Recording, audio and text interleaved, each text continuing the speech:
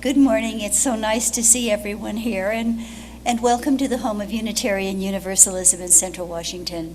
My name is Pat Whitfield, and I serve on the worship committee. I'm also a greeter, and I sing with the choir, and I'll be your celebrant this morning.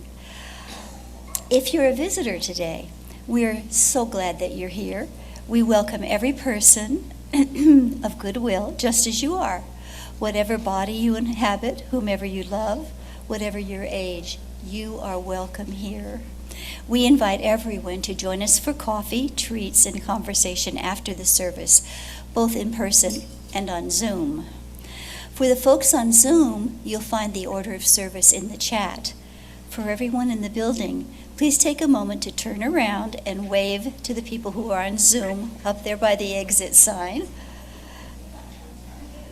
And now, please take a moment to greet those around you, especially someone you don't know well.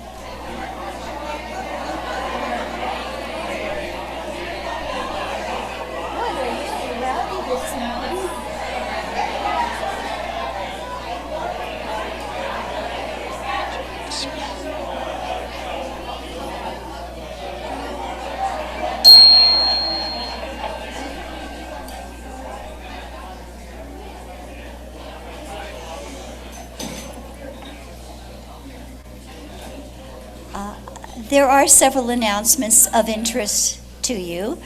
The Path to Involvement class is on Tuesday, May 20th. The movie discussion group will watch Faust at the museum this Friday, but we'll discuss Little Miss Sunshine a week later. And finally, our musicians are always central to worship, as well you know. We are a musical group. And today we extend a special welcome to Heather and Sean, who have driven across the continent to be here today. And now I'd like to invite Heather to come up and share a special opportunity with you. So Heather, if you'll come and join me.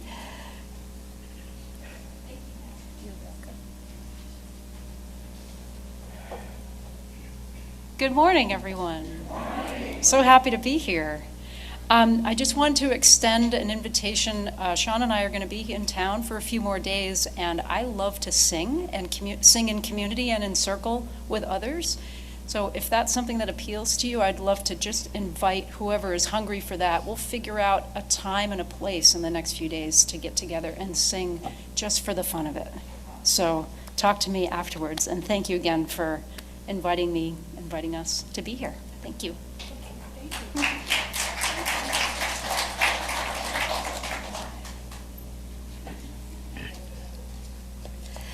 Our fellowship is located in the ancestral homeland of the Pisquosa.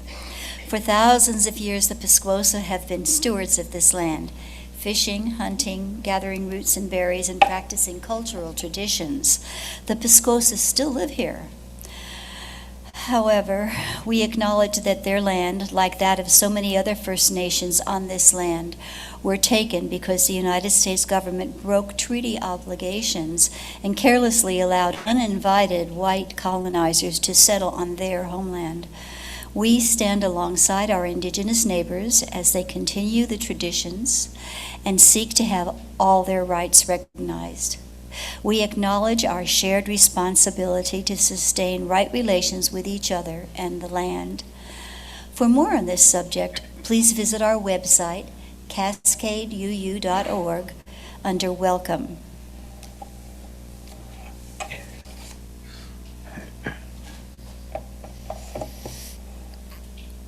My Thai is a congregation of crows. I use the venery word I use is congregation, because crows love each other. Love is what invites us together, what invites us to worship. Through interdependence, love invites us to envision a world in which all are free from exploitation, where the smallest to the largest are protected and nurtured with care and respect. Through pluralism, love invites us to recognize all beings as sacred and celebrated, our differences appreciated and valued, and all are sacred, regardless of culture and theology and experience. Through justice, love invites us to dismantle all forms of racism and division and oppression through living democracy. Love invites us to reveal all as worthy and capable of thriving. Through transformation, it is love that invites us to cultivate change and grow spiritually and grow ethically, to know that we are all perfectly imperfect and that we never finish growing. Through generosity, it is love that invites us to willingly and thoughtfully share our time and our talents and our treasures to connect us in relationships of mutuality. And through equity, love invites us to know in our hearts that all people have dignity and inherent worth and the right to flourish in inclusive communities. In this spirit, love calls us to worship all that is true and all that is good. Amen. Now let us rise in body and spirit to sing our opening song, Love and Be Who You Are by Bernice Martin, led by Heather Pierson.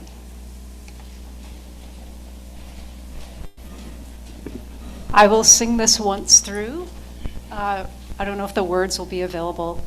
It's really our purpose. Time for all ages, so I invite the children to come forward and sit in the front chairs if they'd like to get a better view of the pictures in the book that I will be sharing.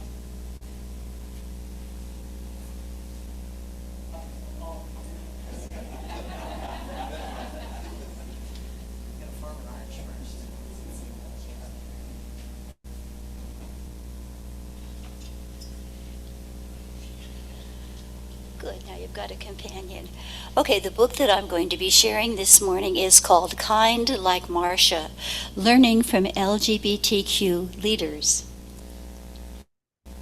Thank you. And now if those of you by the aisle will form an arch, we will sing the children back.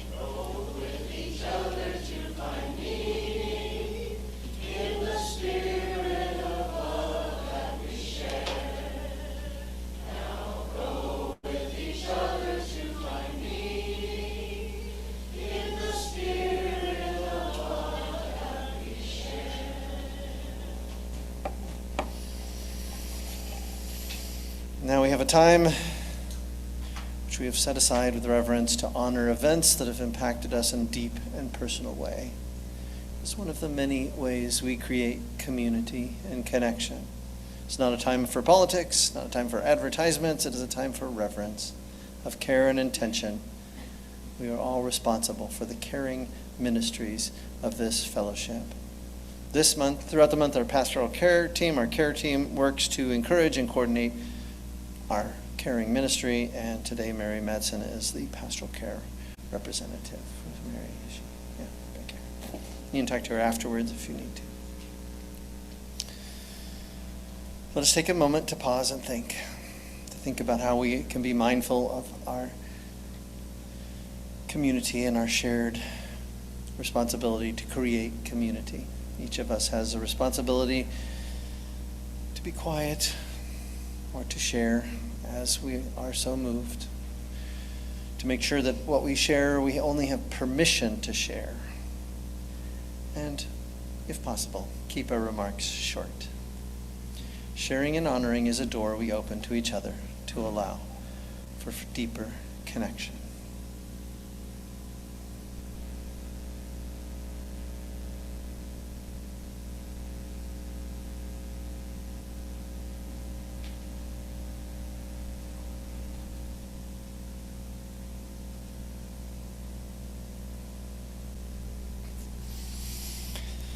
Now we take time to be silent, to do all of that in the silence,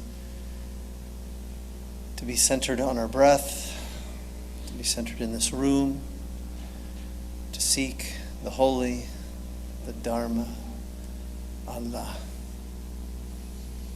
Let's breathe in silence for a few moments.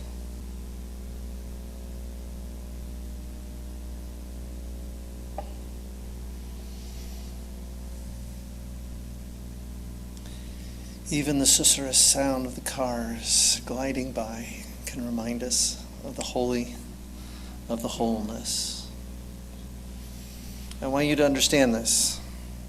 It does not matter if you are tall or short, thin or fat, rich or poor. At the end of the day, it's night. I know, it's sort of a dark pun. In the first chapter of Genesis, Jewish scriptures that were chosen to be the beginning of the Christian Bible, a radical chain of binaries is established. In the beginning, God created the heavens and the earth. Now the earth was formless and empty, so at the beginning there's God, and then there's the chaos of creation. And God said, "Let there be light," and there was light. And God saw that the light was good, and he separated the light from the darkness. And God called the light day, and the darkness he called night. And there was evening, and there was morning, the first day. And in the following days, God creates more binaries, above and below, sky and water, land and sea, plants and animals. On the sixth day, God created humankind in his own image. In the image of God, he created them, male and female, he created them. And finally, God saw all that he had made, and it was very good. And there was evening, and there was morning, the sixth day. And as a result of our own little binary predilections, we like to think of each day as divided into two separate parts. Confusingly, we call the light half of the day day, and we call the dark half of the night night, but they're both the day. And eventually, just think, it gets slightly confusing, right? It's not a rigid binary. And eventually we kind of wonder, wait a minute, what about that evening and morning thing? Now, where do those dwell in those two halves? And this is not clear, especially when it's cloudy. Some cultures say that night ends when most people wake up, whenever that is. 4 a.m. Most people are getting up, that's the morning. It's the morning. Others will say, no, night ends when the light grows strong enough that you can no longer see stars visible in the sky. In midwinter, that starts at a different clock time than in the summer. And even scripture goes beyond binary to say after the creation of day and night, there was this evening and there was this morning. And they're neither day nor night, but a blending of the two, an in-between space beyond the obvious, simple, clear binary that our minds will cling to. Throughout human life, binaries are very useful. We like the simplicity. We like the clarity of thinking there's night and day. There is good and bad. There is right and there's wrong. Humans and animals. Us and them. However, binary thinking is literally and figuratively divisive. It divides things. It divides people. It divides reality into one or the other. And furthermore, all binaries blind us. They keep us from seeing the rich complexity, the overlapping and the variance of being human on this good earth. To see all the ways in which human beings and animals and plants and dirt and water are all massively blended together and combined. We like to think of ourselves as just the human beings, and we're using the earth, and we're not those animals out there. And once you pay any attention at all, we're talking about people who are spending time in nature, you just begin to realize this is me and I am this. Right? The simplicity blinds us from what is real.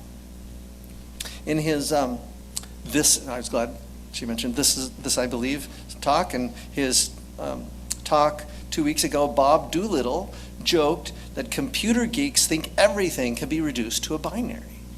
And then he asserted, it doesn't. It doesn't. So today I'm telling you to go beyond the binary Do not simply reject binaries, but understand their limitations and always be able to go beyond them while still using them in whatever way you need to. I will apply this mandate theologically and then politically and then at a personal level. Tao Te Ching encourages readers to transcend dualistic thinking and embrace a holistic understanding, an interconnected view of the world. 2,500 years ago. And just like Unitarian Universalism, the early Taoists, who I think were early Unitarian Universalists without knowing it, say there's only one way, but then there are 10,000 ways to talk about it. Tao Te Ching recognizes qualities, and yet at the same time it highlights that the opposites are not separate, but they define one another and depend on one another. The second chapter of the Tao Te Ching says, when everyone in the world sees beauty, then ugly exists. When everyone sees the good, then the bad exists. Therefore, what is and what is not, they create each other. Difficult and easy complement each other. Tall and short shape each other. High and low depend upon each other. Voice and tone blend with each other. First and last follow each other. And in the context of this service, gay and straight, trans and cisgendered all blend and hold on one another and depend on one another.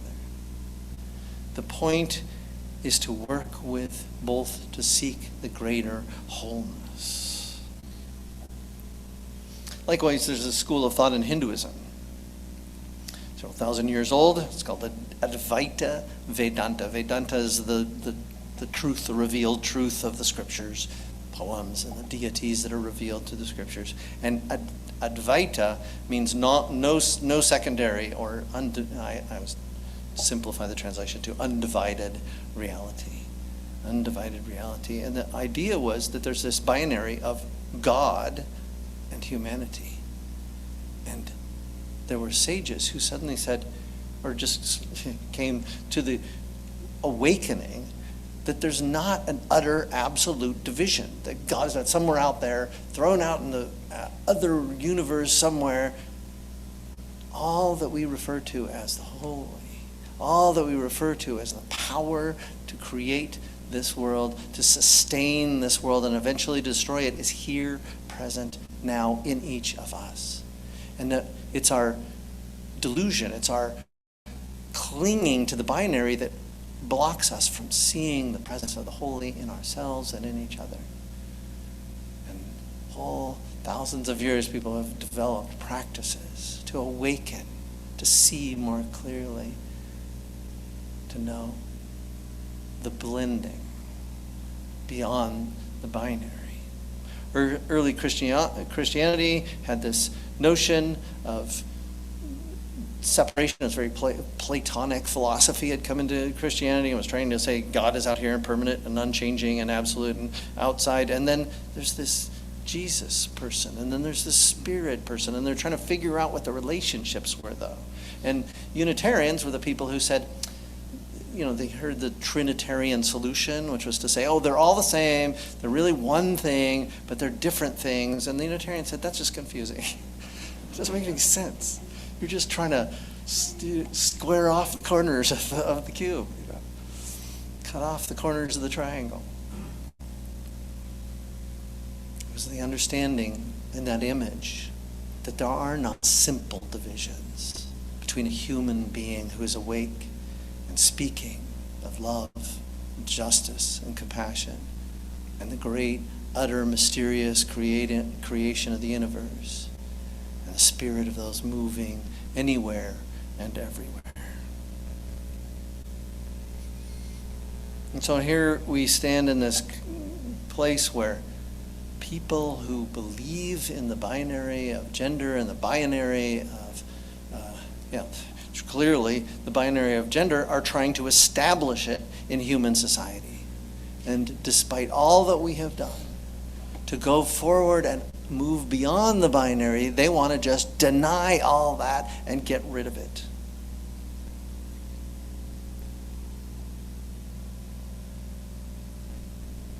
On January 20th, the President of the United States signed an executive order on sex and gender.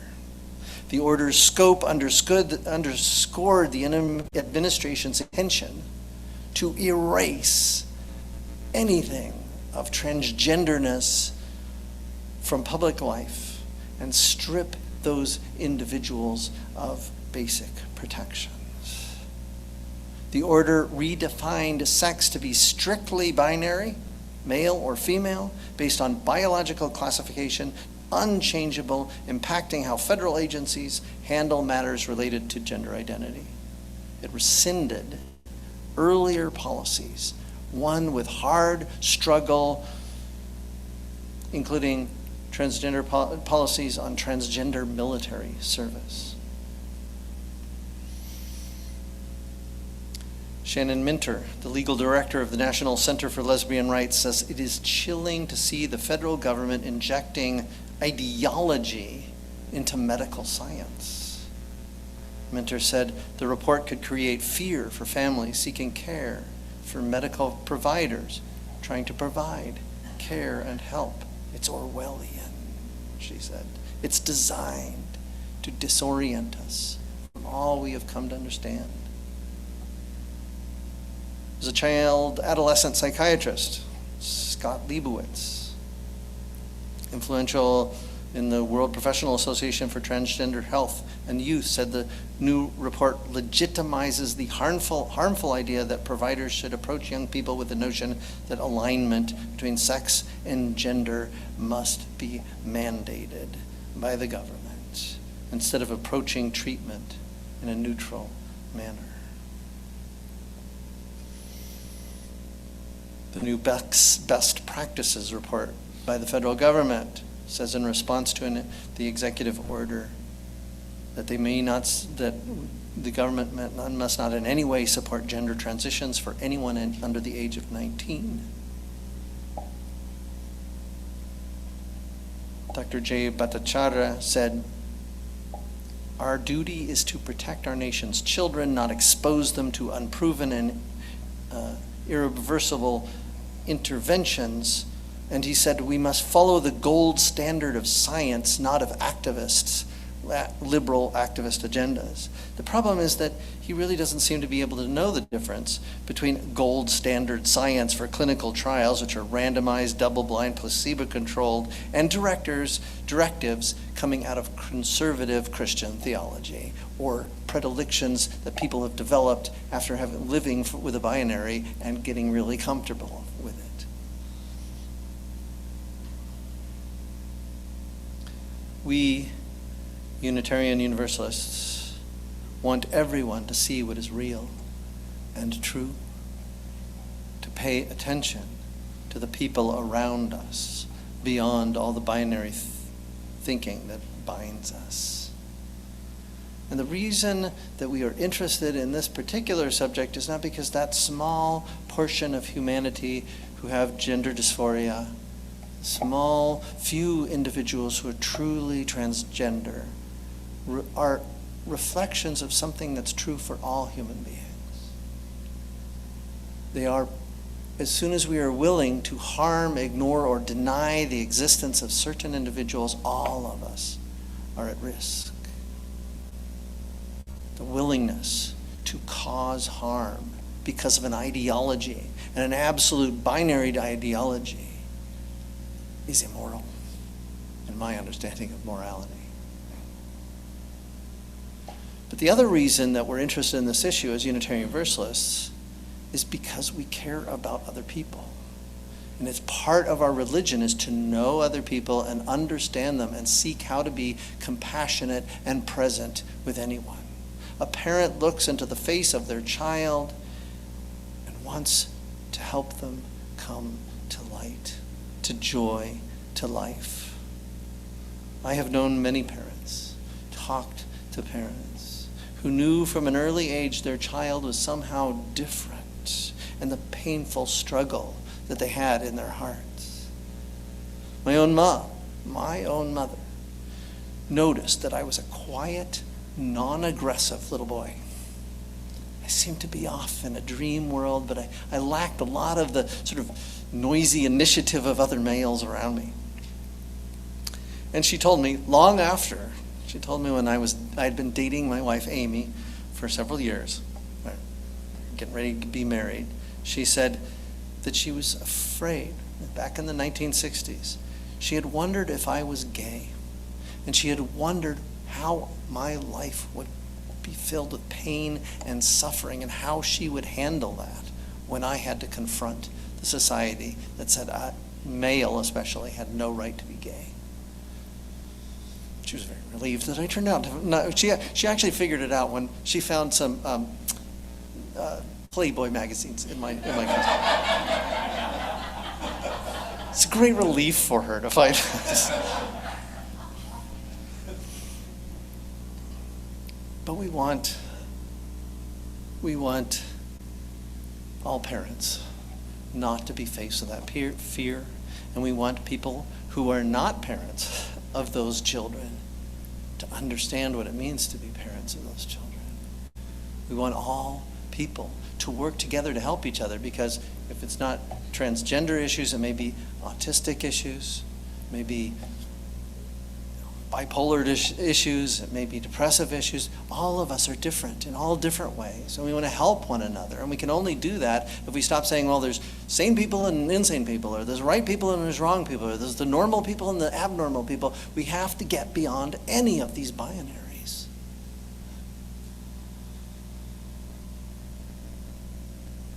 In Spanish, it's interesting, I've been studying Spanish, and I noticed that the phrase to give birth is not a verb, does not include a verb. There's a different, like our birth just means birth, right? It means the physical bearing of a child into the world. But in Spanish, it's dar la luz, to give love, give to love, dar a luz, to give to light, to give to life, to bring to light, to bring a child to light is simple understanding of what it means to give birth. But it's also a metaphor for all that we wish for human beings to come into the light, to be seen, to be understood, to be known, and for them to see more clearly. I still keep stumbling with my Spanish words, and so I'm practicing every week in the service to make sure that I learn also that this is a bilingual city. It is truly bilingual. We can see it on the signs. And the more of us who live into that reality, the more loving and just and integrated and inclusive this city is. There's a woman named Lethia Zamantakis. Lethia Zamantakis. She works at Northwestern University in Illinois. It was created back in the 1850s when the Northwest was way up in Illinois.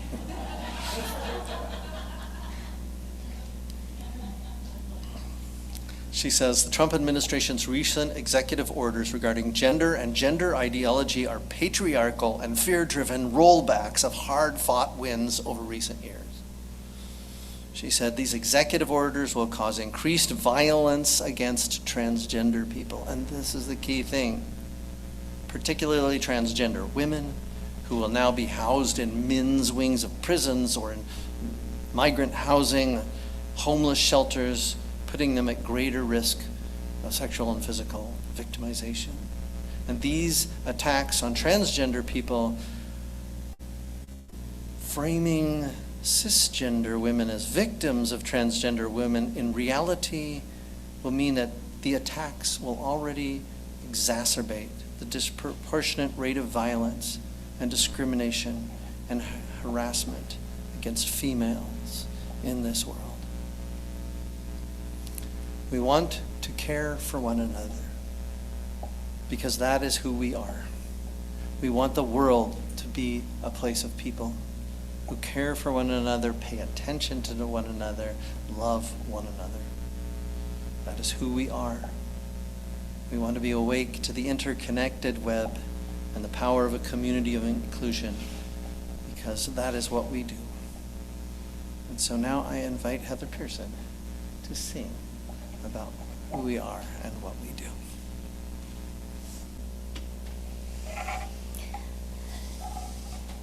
Joyfully sharing our gifts and strengths in services, excuse me, I've got to put my glasses on. Joyfully sharing our gifts and strengths in service to the greater good is one way we create the beloved community. We live our values in abundance. Today is a Share the Plate Sunday. Everything you give today, unless you clearly mark it otherwise, will go as an offering gift to the Triple Point Foundation of AKIN here in North Central Washington. Now, we welcome Laura Marachik from our Social Action Team to introduce Alicia Martin. Man. Okay.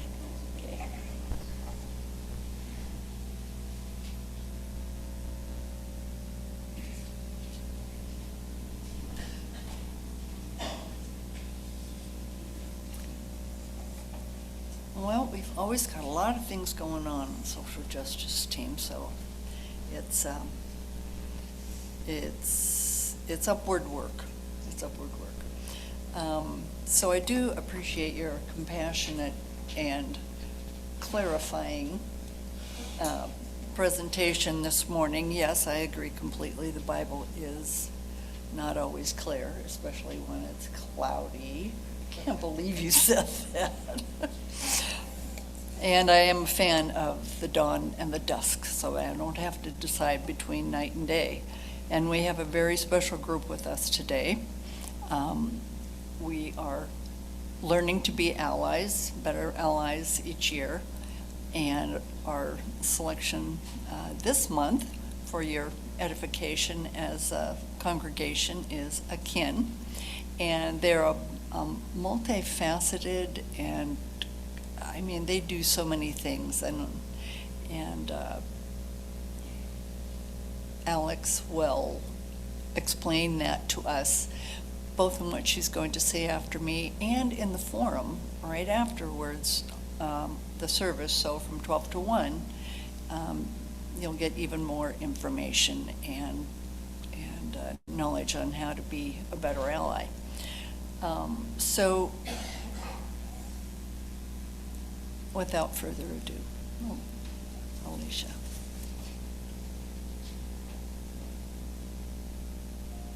Thank you so much for having Triple Point here. Really appreciate it. And before I say anything, I just want to say thank you.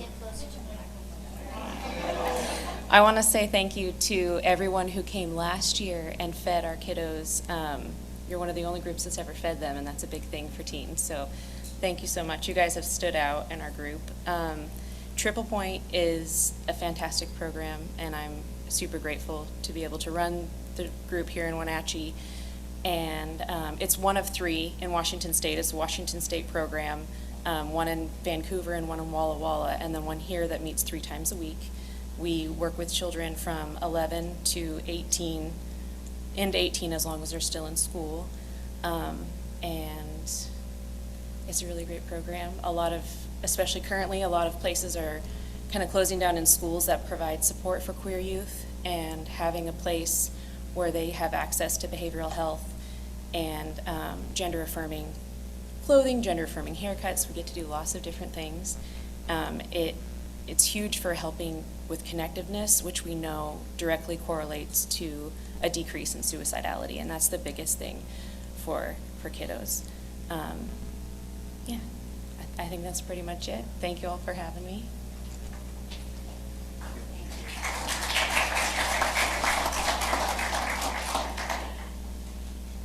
Okay, now we will take the donations. All checks should be made out to Cascade UU with AKIN or Share the Plate in the notation line. As Heather shares her talent, we will share from our abundance.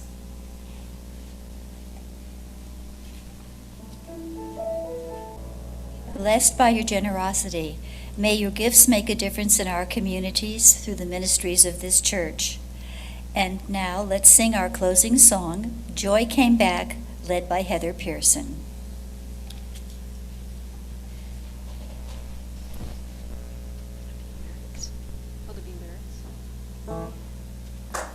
blessing to have your powerful voice, your beautiful voice here with us, leading us.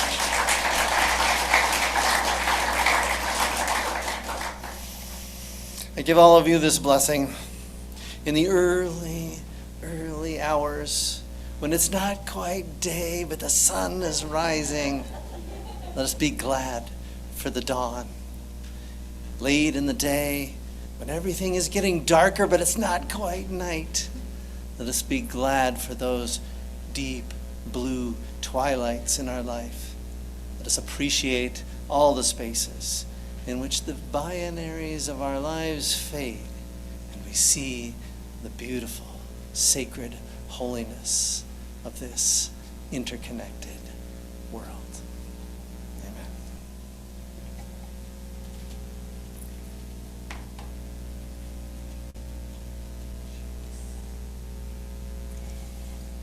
And now, as we extinguish our chalice, please join me in saying the words printed in your order of service or on the screen. We extinguish this flame, but not the light of truth, the warmth of community, or the fire of commitment. These we carry in our hearts and embody in our lives until we are together again.